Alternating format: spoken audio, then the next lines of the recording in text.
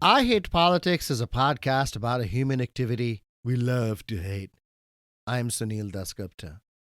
In a week when the presidents of Harvard University, MIT, and the University of Pennsylvania said in testimonies in Congress that calling for the genocide of Jews was punishable on their campuses depending on context, a really high bar of free speech rights under the First Amendment that they have themselves not upheld previously. The domestic repercussions of the war in Gaza continue to ripple politically. Nationally, the progressive and centrist coalitions within the Democratic Party have squared up, imperiling the re-election chances of President Biden, who is seen widely as someone progressives and centrists could have voted for before the war.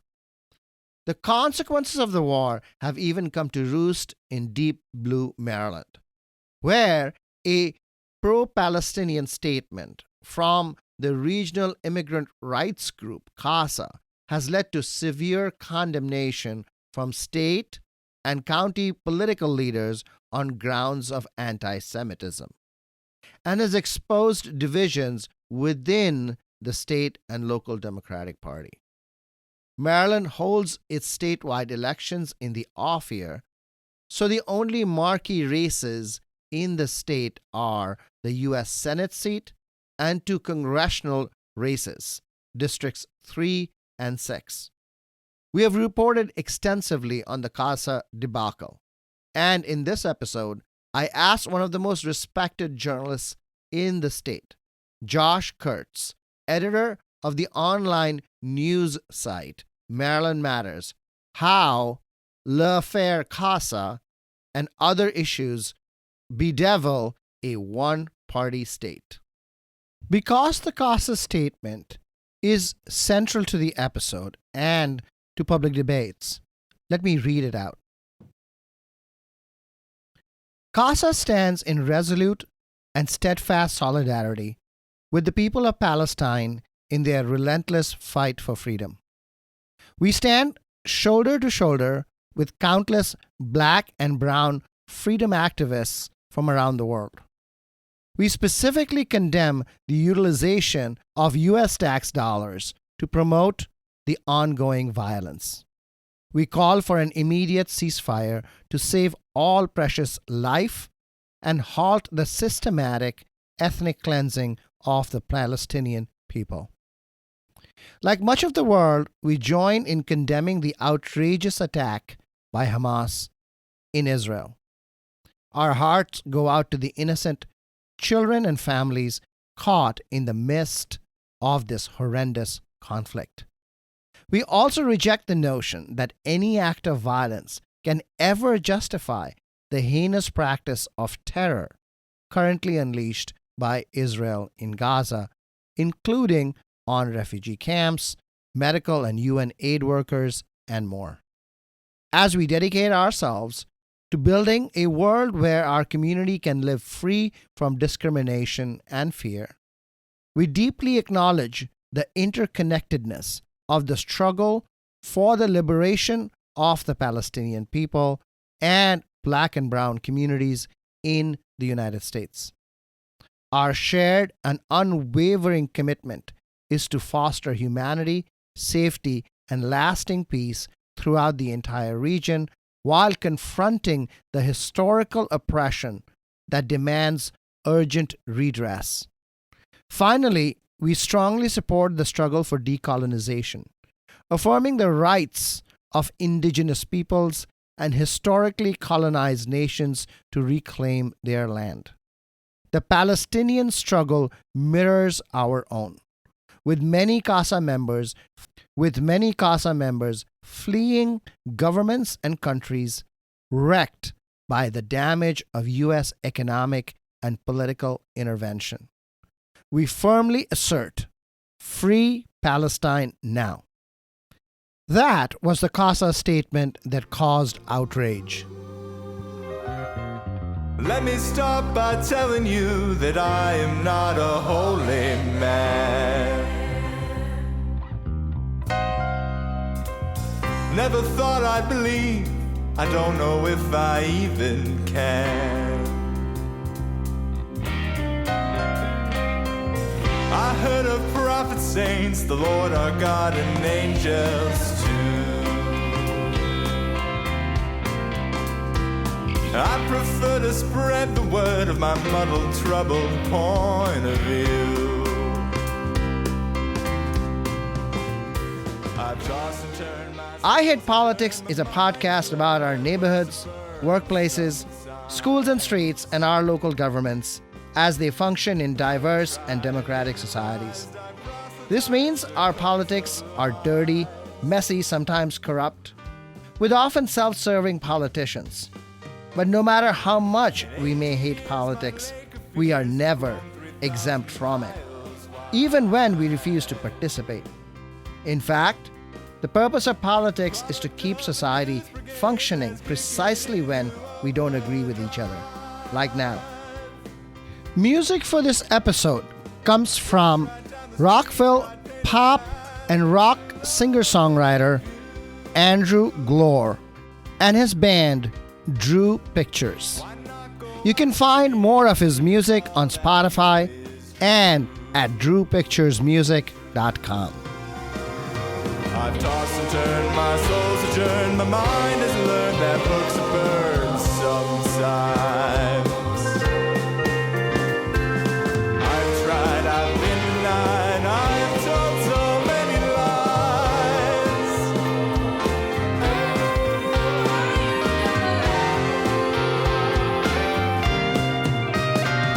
Yes, I have prayed to heaven made to send me pain to get me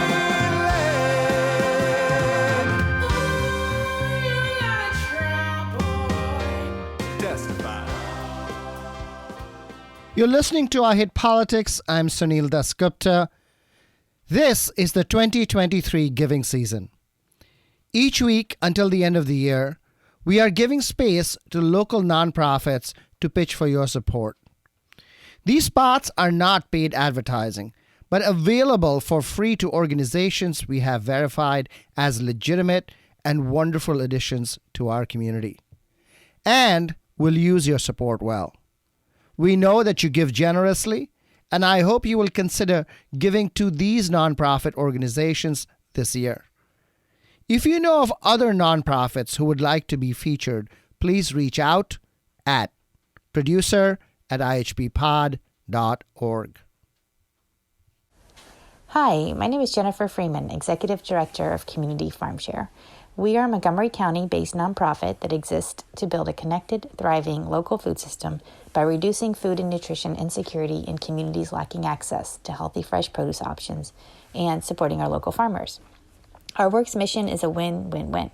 Every dollar to Community FarmShare accomplishes three things. One, it helps to support healthy families, particularly low-income residents affected by diabetes and other chronic diseases. Two, builds up our local food system by supporting farmers for their dedication and hard work for growing the fresh produce. And three, addresses climate change and reduces carbon emissions by supporting regenerative farming practices that sink carbon and reducing our food supply's dependence on long-distance transport. Food plays an important role in the season of harvest and holidays. By January, we may feel there's been too much. Unfortunately, for some of our neighbors, there will have been too little. This season, in partnership with local farm partners, Community FarmShare has launched a novel food drive concept with our Fresh Veggie Drive. Donors can shop for fresh veggies to donate, selecting the produce that the farmers have offered for that week, and produce is delivered to local food assistance providers. The Fresh Veggie Drive runs until December 18th. There are two ways you can help. You can donate money at www.communityfarmshare.org. You can also join the Veggie Drive at www.communityfarmshare.org/Fresh Veggie Drive. Thank you. Happy holidays. Do you worry about democracy but fear there's nothing you can do? Join the Civic Circle, where we lift up youth voices and empower the next generation. I'm Eliza Newland-Carney, the founder and president. We're a Montgomery County nonprofit that uses music and the arts to inspire young students to understand and participate in democracy. We're currently raising funds for an AmeriCorps team member to expand our program. To learn more and donate, please visit theciviccircle.org. I'd also love to invite you to join us at our Civic Spark holiday celebration in downtown Silver Spring on Sunday, December 17th. We'll have civic songs, delicious refreshments, creative activities, and a chance to hear from some of our region's most engaged civic and community leaders. Please look for details at theciviccircle.org. I hope to see you there. Thank you. Hi, this is Chris Rutledge, Vice President of External Affairs at Friendship Place. Every year, Friendship Place serves over 4,000 people, including hundreds of children and veterans, by providing them access to housing, food, clothing, and numerous other things people need to thrive. This year, you can take part in our really special Warmth and Joy campaign. Through the Warmth and Joy campaign, we will be able to purchase coats for people in need, toys for children around the holidays, and special holiday meals that will make this a much better season for so many people. Please go visit friendshipplace.org and see how you can be a part of this. We would really love your participation. Happy holidays from Friendship Place. Hello, my name is Janine Rauscher, and I am the founder and chair of the MoCo Pride Prom. During this season of giving, we ask that you consider a donation in support of the annual Pride Prom. This event celebrates the LGBTQ+ community in our county and provides a safe and welcoming space for LGBTQ+ youth to come together, socialize, and dance the night away. However, organizing an event like this requires a significant amount of resources, and we need your help to make it happen. We are reaching out to our community to ask for your support in making this year's MoCo Pride Prom a success. Your donation will help us cover the costs of the venue, decorations, food, and other essential expenses that go into creating a magical evening for our LGBTQ+ youth. Your contribution will make a real difference in the lives of these young people, providing them with a safe and affirming space to express themselves and be themselves. Please consider making a donation today at givebutter.com/2024 Pride Prom. That's givebutter.com/2024 Pride Prom. And help us make this year's MoCo Pride Prom a night to remember for all of our LGBTQ+ youth. Thank you. Hi, my name is John Bogaski. My wife Shelley and I lead Special Olympics here in Montgomery County. Each year, our all-volunteer program provides more than 500 practice or competition opportunities across 23 sports to more than 500 Special Olympics athletes from our area. While our programs are free for our athletes, we must raise funds locally for uniforms, equipment, facilities, and other costs. During this holiday season, I hope you can join Shelley and I in supporting our athletes. Please visit somdmontgomery.org, that's SOMD Montgomery.org, and click on Support SOMO in the upper right corner to make a donation. Thank you for supporting our athletes.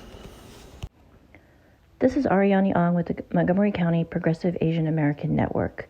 Support us as we seek to raise the visibility of Asian Americans in the county, increase representation and policy making, address hate crimes, advance equity in the schools, and champion immigrant rights.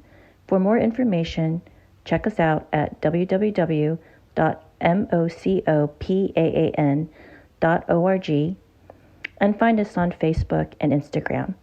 Thank you. I'm Ilana Mintz, founder and executive director of Urban Adventure Squad, a Washington, D.C.-based nonprofit education organization that provides equitable, curriculum-aligned outdoor learning programs to children across the city. Did you know that classroom engagement and student attention are significantly higher after a period of learning outdoors? In a 2018 study published in Frontiers in Psychology, researchers found that the number of times teachers had to redirect distracted students was cut in half. The default position of the U.S. public education system is that indoors is for learning and outdoors is for recess. By middle school, recess largely disappears.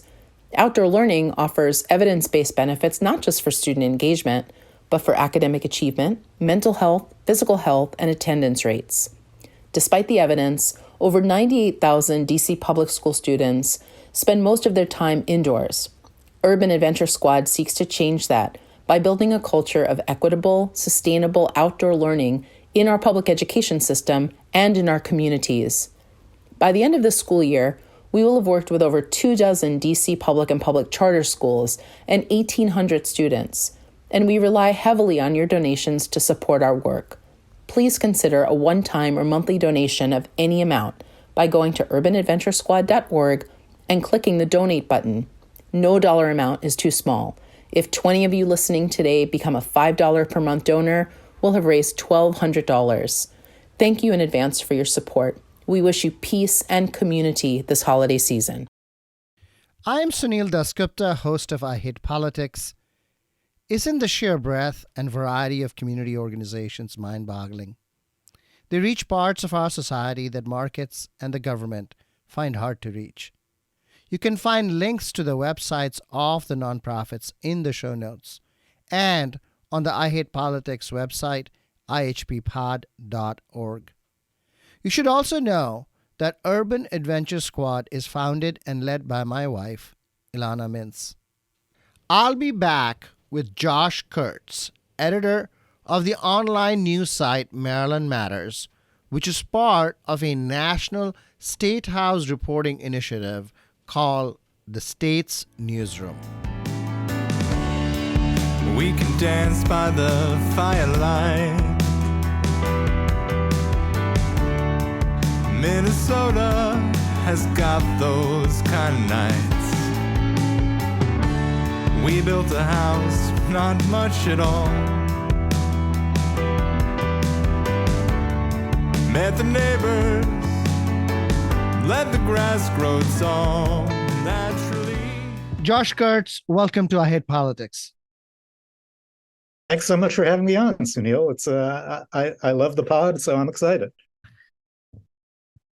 You recently wrote an op-ed for Maryland Matters, of which you are the editor, about internal party strife in the Maryland Democratic Party. Maryland is a heavily Democratic state. Progressives and centrists in the party have long been fighting. But I think the latest set of things, we can start that with CASA's letter. What is l'affaire CASA? What happened? CASA, as probably most of your listeners know, is kind of the preeminent immigrant rights organization in the Mid-Atlantic. And they do a number of things. A lot of it is services to immigrant populations around the state and around the region.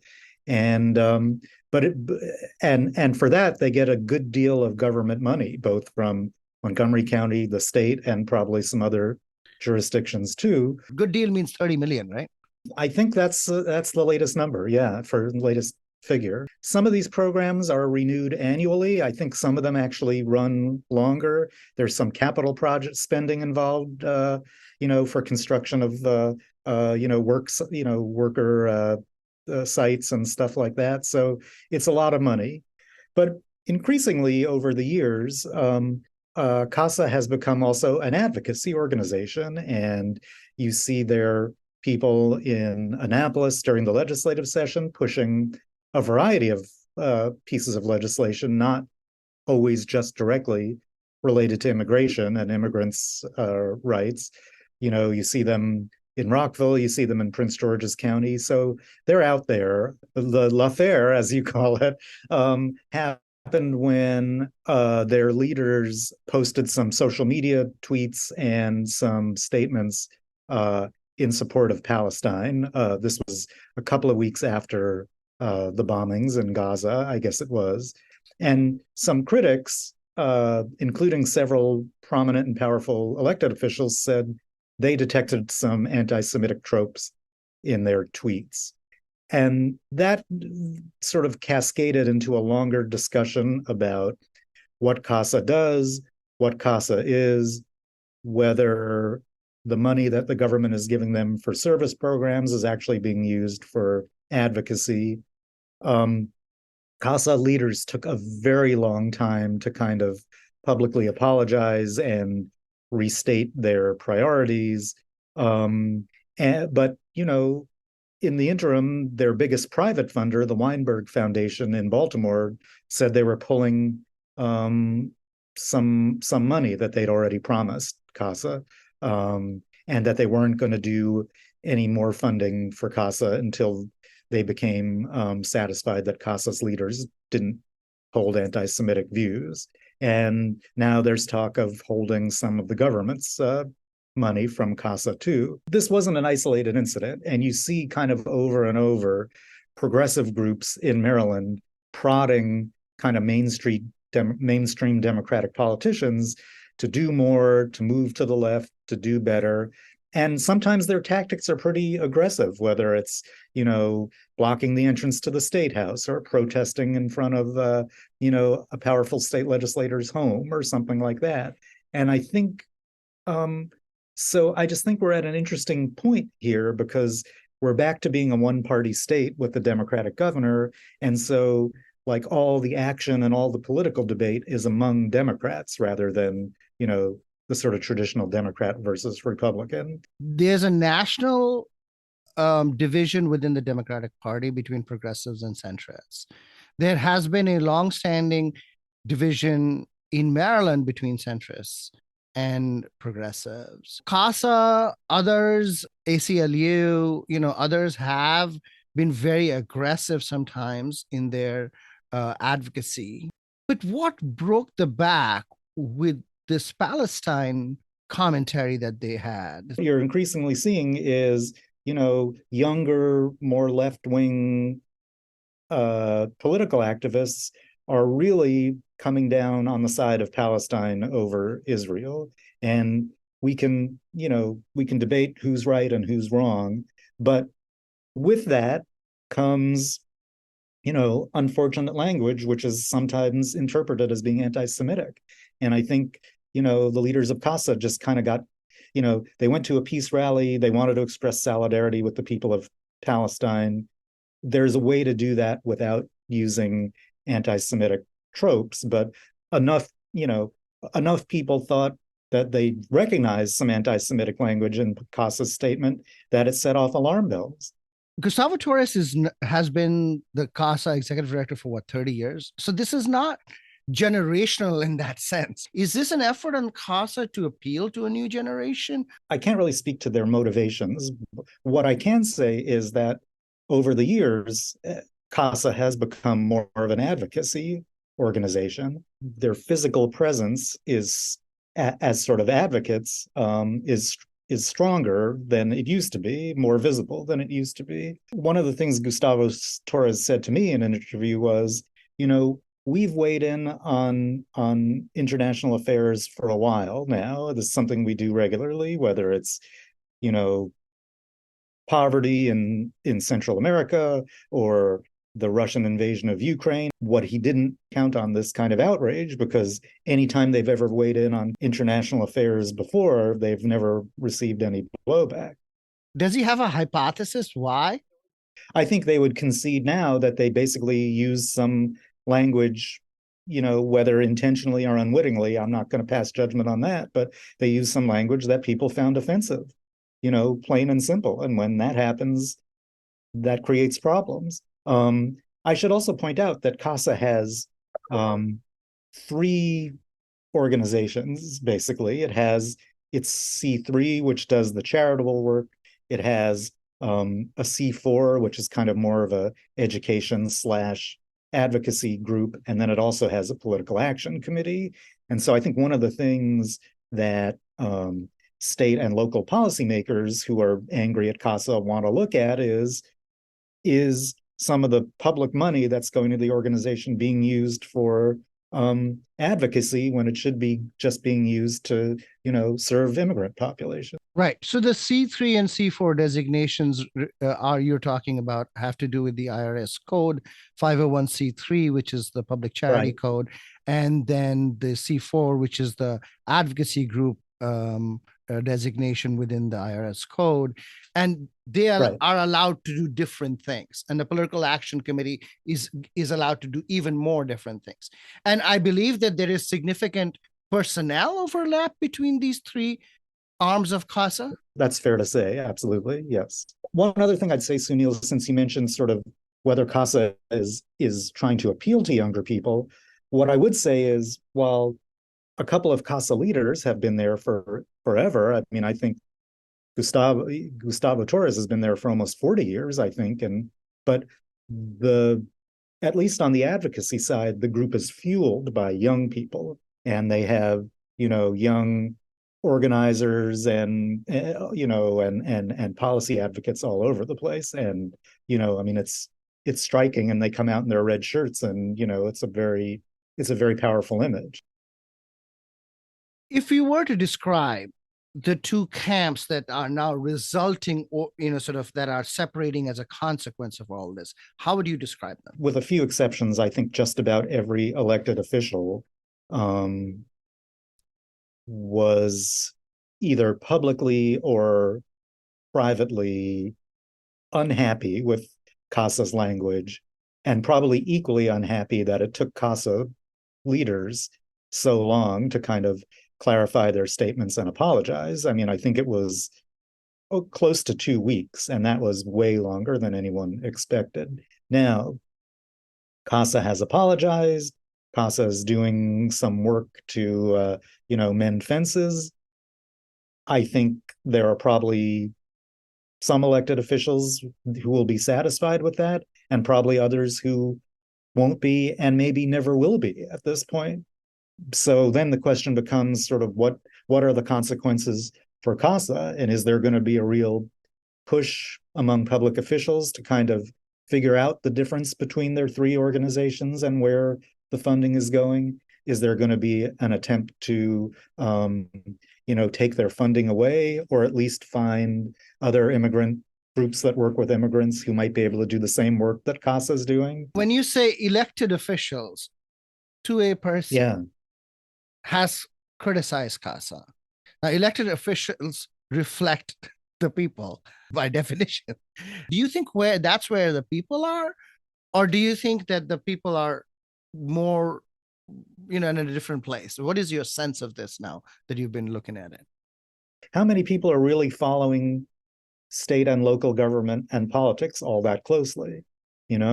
And the answer is not many, right? So yeah, I mean, I think among people who follow this stuff closely, it's a pretty big deal and a pretty interesting question. I mean, I don't think, the average person on the street is paying much attention. Most elected Democrats in Maryland could easily be characterized as liberal Democrats, right? Mm-hmm. But that doesn't mean that they want to be pushed or prodded farther to the left than they're comfortable going. And that doesn't mean they want, a progressive group to endorse one of their challengers. And that doesn't mean that they want to see like aggressive tactics when it comes to advocacy. So, I mean, I think all this kind of gets thrown into the mix. And yes, people might have been appalled by anti-Semitic language in a CASA statement, but part of the pushback, I think, is also just like, these guys have gotten too big for their britches, and, they should stay in their lane. And we want to, in a almost like paternalistic way, we want to tell them what they should and should not be doing. But you don't think this is the exercise of power in a one-party state?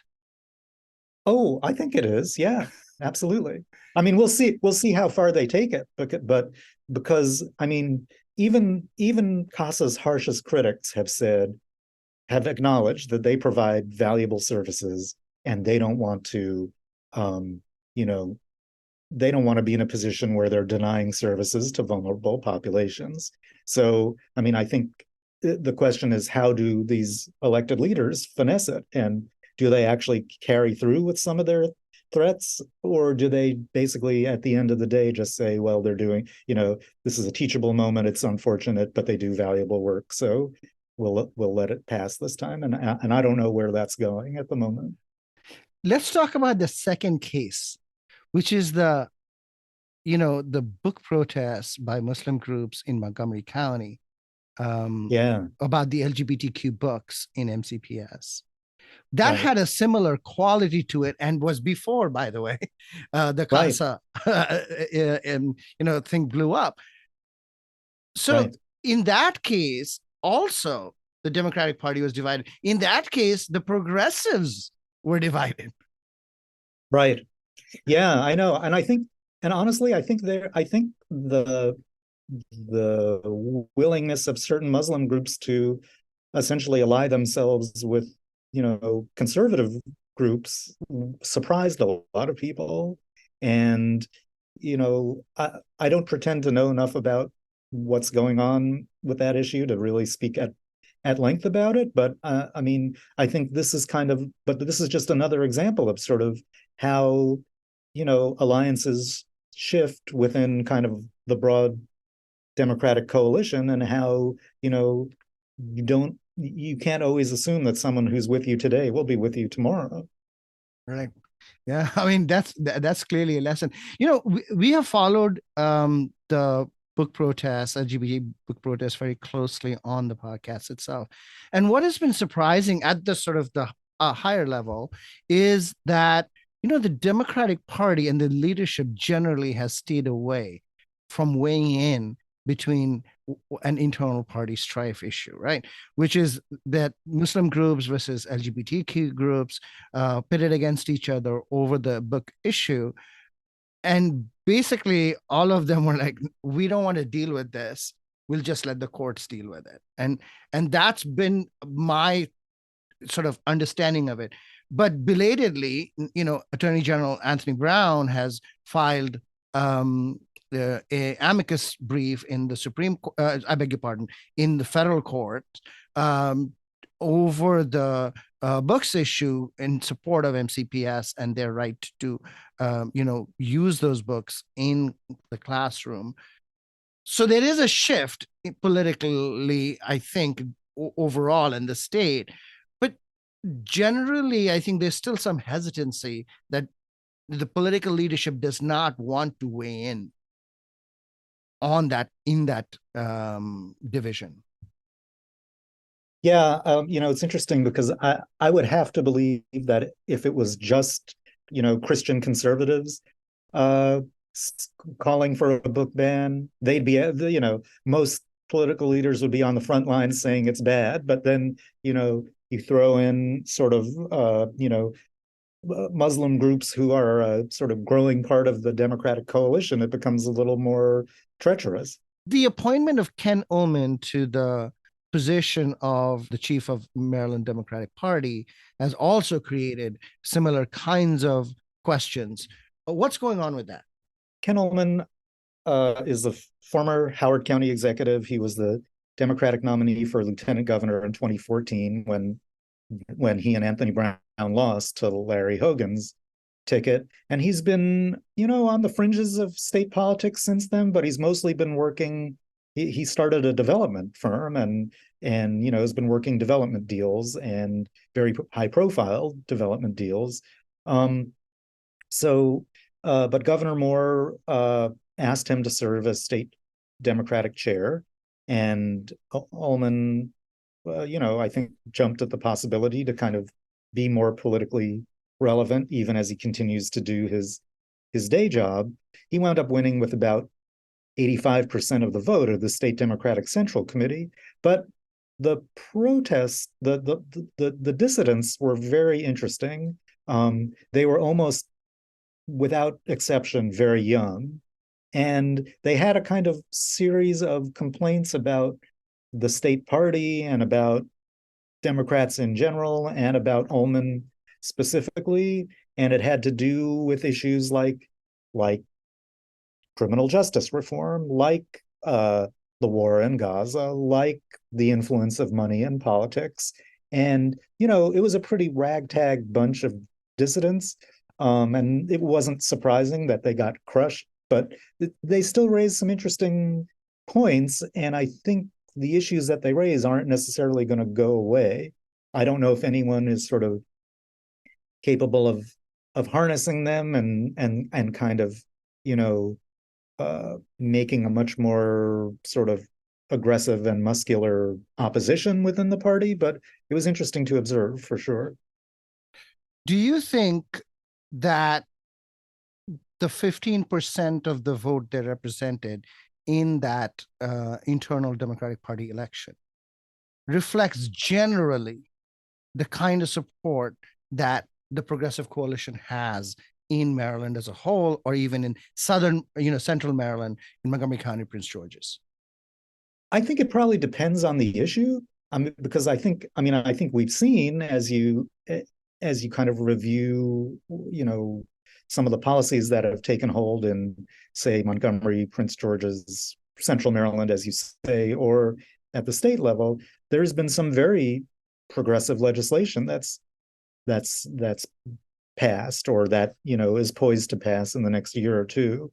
But there seem to be still some pressure points that where it's still just more a vocal minority, and in any county political situation, the development community is always very powerful. They don't always get their way, but if you're an affordable housing activist or a renters advocate, you feel like you're up against a mighty colossus, and a lot of elected officials are more responsive to developers than to housing activists, say. And but it really kind of goes issue by issue. I do think the dissidents at the state party vote did mention the war in Gaza, and they were very vocally pro-Palestinian. And you're certainly seeing in polls, nationwide polls, that younger Democratic voters are much more inclined to be on the Palestinian side than the Israeli side. And I think that has all kinds of implications. On the issue of development that you mentioned, at least at the Montgomery County level, it seems that the progressive side has sort of prevailed in a series of decisions. I mean, there have been 3 tax increases, and right. The rent stabilization control law. Yeah. Those are victories. Those are not the acts of 15% of the coalition. I agree. I agree with that completely. Yeah. No, I mean, no. With that, developers certainly in Montgomery County and certainly in Prince George's to a degree. I mean, they've kind of taken it on the chin in some of these high-profile battles, but they still come armed with much more money, particularly at election time. They've got these dark money super PACs that are put together and throw a lot of money into races, and still they wind up losing sometimes. That's right. I mean, so in fact, my surprise is that they are not more influential. I know. Well, and I should point out, just to close the circle a little bit, CASA was a big supporter of the rent stabilization bill in Montgomery County, and they had armies of activists like crowding the county council chamber in Rockville, and I think that made a difference. They were a major player in that thing, and maybe it's coincidence, maybe it's not, but like some of the bigger CASA critics on the county council since the tweet about Gaza were people who were on the opposite side on rent control. So coincidence? I don't know. Are you going to name names? Certainly, Councilmember Andrew Friedson was an opponent of the rent stabilization bill. I mean, he's also very. I mean, he was the first really to expose and criticize CASA's tweets on Gaza, and and he's obviously Jewish personally and tied into with a lot of Jewish leaders, and so I mean, he had legitimate gripes, but sometimes I wondered if they were amplified because he had felt kind of the burn of CASA's tactics on other measures. I mean, I think there are probably any number of elected officials who might acknowledge that privately, at least. As this progressive and centrist division and the battle plays out, especially looking forward into the next General Assembly session, Where do you think the fault lines lie? Um, Especially given the fact that now the budget is more constrained. Right, right. Well, I think that creates a big problem for Westmore and for um, legislative leaders because they made a lot of promises in the 2022 election, and it's already clear that it's going to be tougher for them to deliver, and it may get even tougher still. The Moore administration is putting out a kind of draft transportation budget that could lead to significant cuts in transportation service, both transit service and highway projects. It's just a draft proposal. We don't know what the legislature will do with it, but I mean that's just one example. And there will be others. Governor Moore said he wants to build the Red Line in Baltimore, a huge transit project. I don't know where that money is going to come from. The state's capital budget for transportation projects is basically unbalanced right now, and that's kind of unprecedented. So, I mean, you could kind of go down the line and sort of see where it's going to be a lot harder to do some of the things they promised. The Moore administration is going to really have to prioritize. Do you think that the blueprint is vulnerable? Blueprint for Maryland's future, the education law. It seems to me that just about every public official is committed to it in one way or another, but whether the full funding that everyone envisions is available on the timeline they thought it was going to be available is I think very much an open question. And there'll be sort of, depending on what the administration says, what the legislature does, how local leaders weigh in. I mean, there could be sort of a cascading series of dominoes. Everybody loves the concept, or most everybody loves the concept, but it's going to be a challenge now to fulfill it as quickly as people thought they could do. You mentioned the transportation budget. Somewhat interestingly, progressives, CASA, ACLU, other progressives have really not engaged in transportation at all. So cutting there doesn't quite, I think, get their hackles up. In contrast, something like criminal justice is not that heavy lift financially.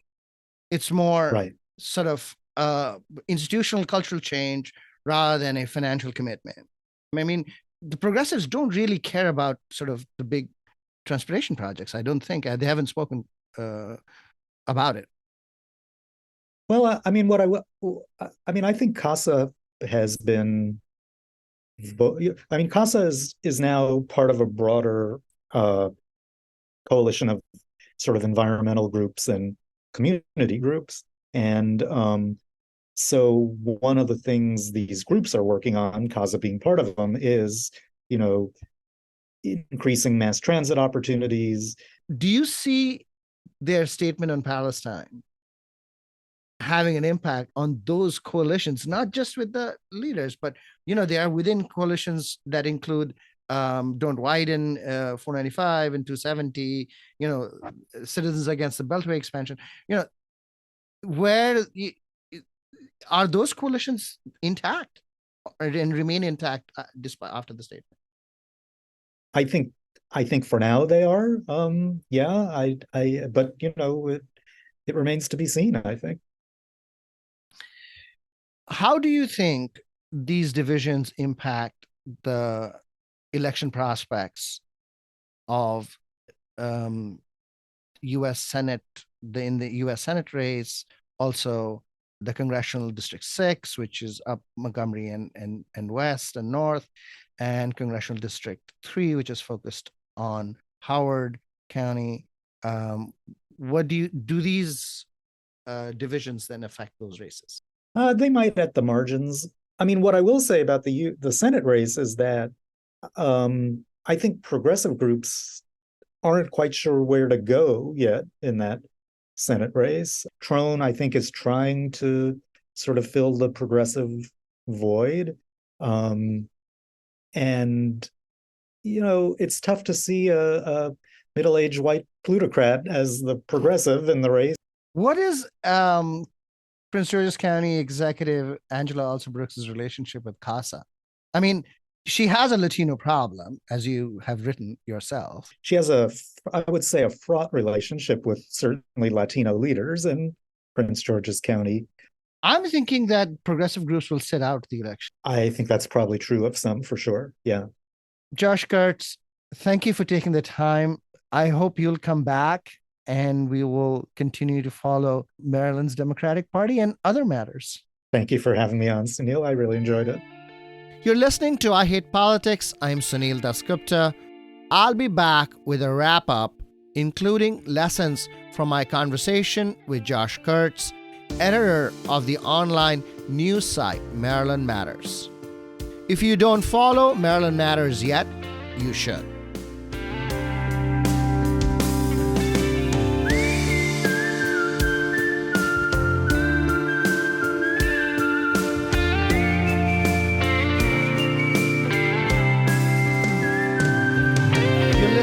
The west to Santa Fe, never to return again. Looking for a lover to make amends. I don't know where I stand. Losing my mind, my girl gone with it. Bury my heart for just one more minute now. Come on. There is a parallel conflict among Republicans that follows a similar pattern of fights over ideological purity and over the choice of leaders and policies. The left-center division within the contemporary Democratic Party goes back to the Clinton presidency, the rise of the centrist Democratic Leadership Council, and the 1996 welfare reform. Obama united the party in hope and anti-Bush rhetoric. And then after 2016, the Trump presidency had given Democrats reason to unite. But as the Trump threat faded with ever more indictments, political contestation among Democrats rose once more. Several months ago now, we did an episode with Maryland State Senator from Baltimore, Jill Carter, after she expressed unhappiness at the nomination of former Maryland Governor Martin O'Malley to head the Social Security Administration, whose headquarters are based in Baltimore. In the episode, Jill Carter recounted how, during O'Malley's tenure as Baltimore mayor, the city police arrested over 750,000 people, a third of whom were estimated to have been arrested without probable cause, as part of O'Malley's anti-crime policy. Rewarding O'Malley with the directorship of a major U.S. government agency was wrong, Carter said, and the nomination had led her not to support Biden anymore. When questioned about the Trump threat, Carter said that she expected the former president to be convicted and removed from the race. Whether Trump will be removed from the race is very uncertain at this point. He remains the Republican frontrunner, and in fact, Biden recently used Trump's continued presence in the race to justify his own candidacy. All of this is to say that the progressive-centrist divide within the Democratic Party has long existed and would not be precluded even if the war in Gaza had not broken out. But the war, as wars usually do, are clarifying moments.